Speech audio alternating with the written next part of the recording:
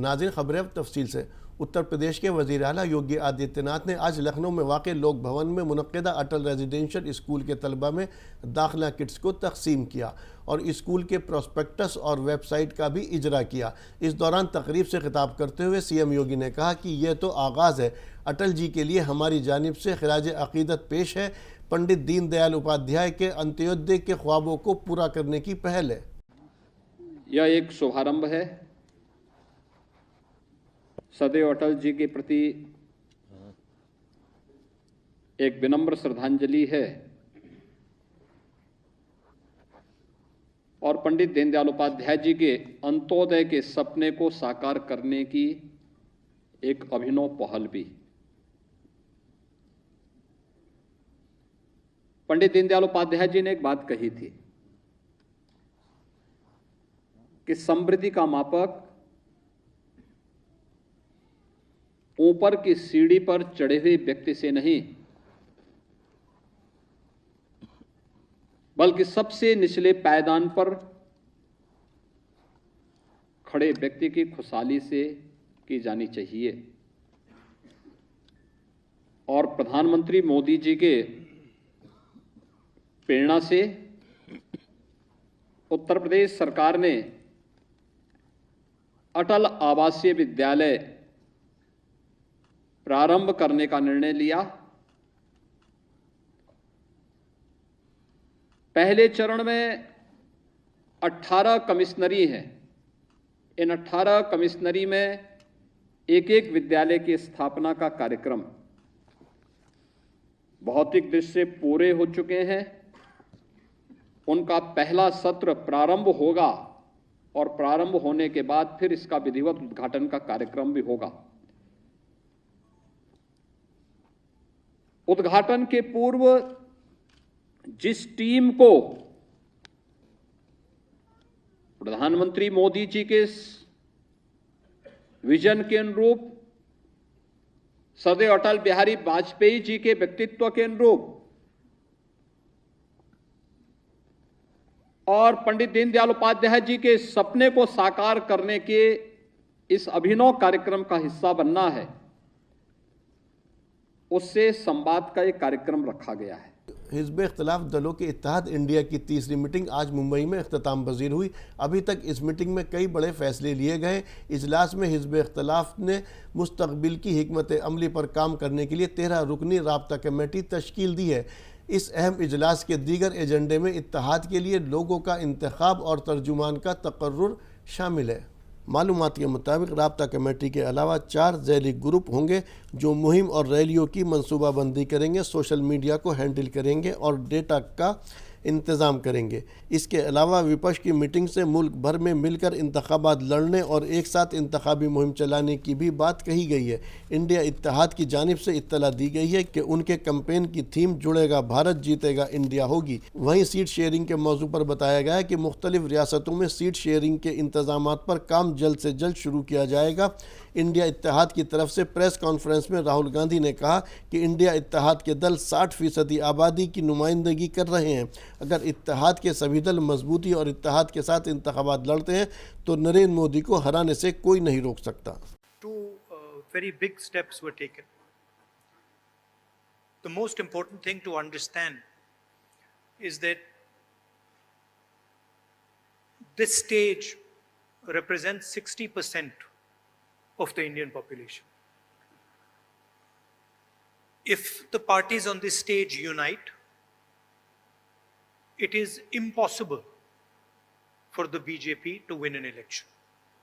So the task in front of us is to come together in the most efficient way possible. And 2 big steps have been taken in that regard. The first step is a coordination committee and committees under that committee. And the second step is a decision that we will expedite all seat sharing discussions and decisions and make them happen as soon as possible.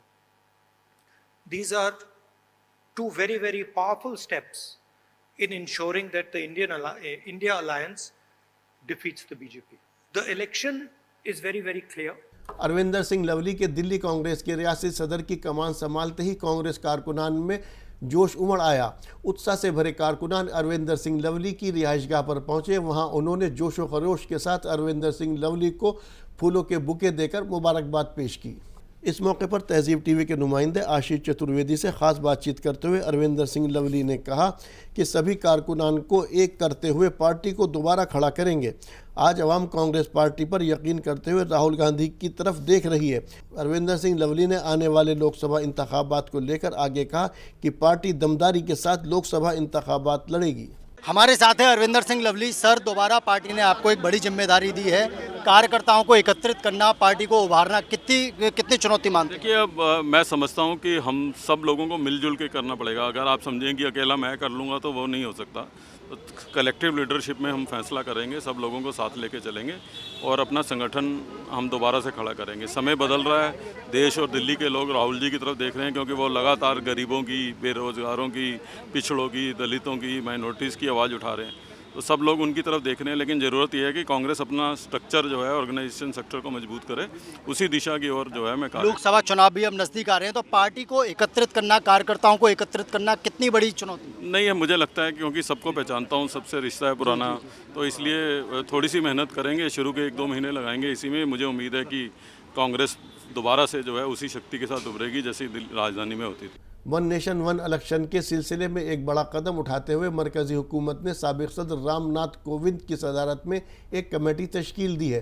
साबिक सदर की सरबराही में कायम committee कानून के तमाम पहलुओं पर गौर करेगी, वन नेशन वन इलेक्शन के इम्कानात का जायज़ा लेगी।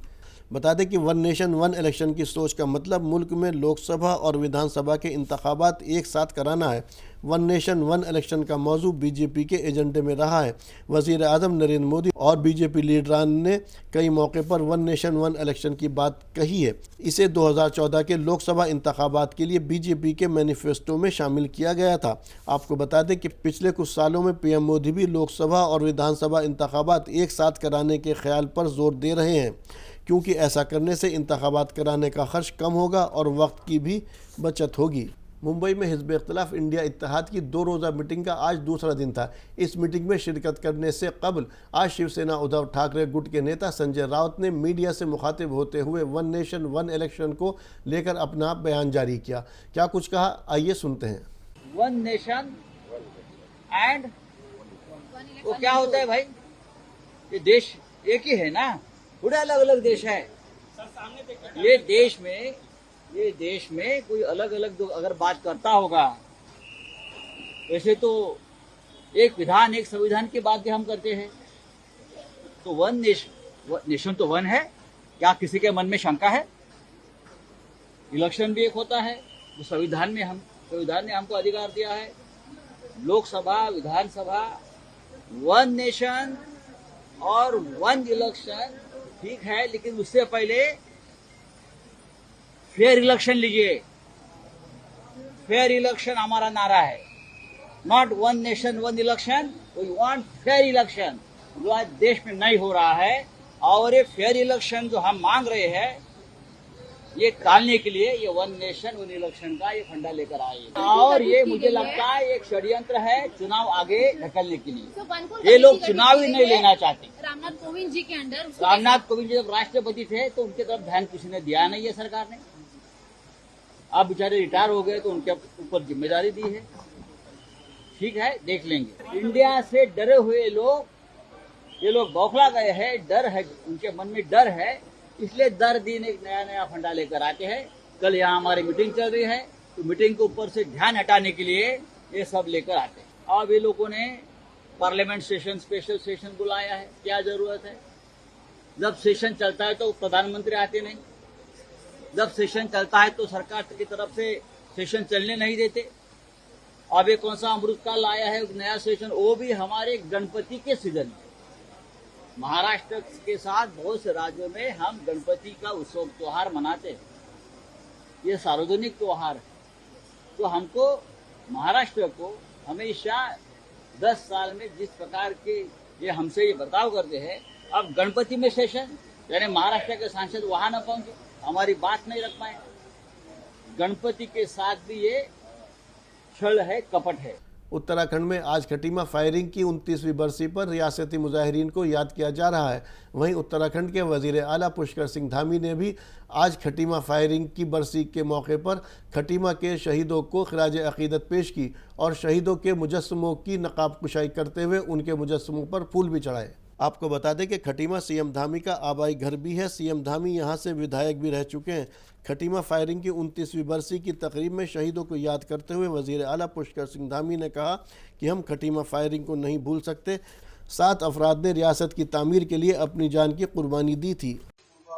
आंदोलन करने वाले हमारे आंदोलनकारियों के ऊपर किस प्रकार से यहाँ पर गोलियां चलाई गई, किस प्रकार से बर्बरतापूर्वक लाठीचार्ज किया गया और 7 लोग शहीद हुए। आज का दिन ये कोई हमारे लिए खुशी का दिन नहीं है। आज का दिन हमें उन सब का स्मरण कराता है कि कितनी कठिन स्थितियों में, कठिन परिस्थितियों में ये राज्य हमको प्राप्त हुआ है। और जो हमारे 7 शहीद हैं, निश्चित रूप से उन्होंने अपना सर्वोच्च बलिदान देकर हमारे राज्य निर्माण का जो मार्ग है वो मार्ग उन्होंने प्रशस्त किया। और ये कसर हमारे दिल में है, हमेशा रहेगी कि हमने अपने अलग राज्य के लोग पुलिस के अत्याचार को सहा, अपने बीच के अपने स्नेही जनों को, अपने पारिवारिक जनों को हमने खोया है। खटीमा की आज की, क्योंकि जब हम यहाँ पर ये शहीद स्मारक के जमीन ढूंढ रहे थे, कई स्थानों पर जमीन की बात हुई, लेकिन अंततः यह जमीन सभी लोगों ने यहाँ पर सहमति प्रदान करी और हम भी चाहते थे उस समय कि सबकी सहमति से ऐसा स्थान यहाँ के श्रद्धा स्थल के रूप में बनाया जाए, ऐसा जाना जाए जो सबके लिए आसान भी हो।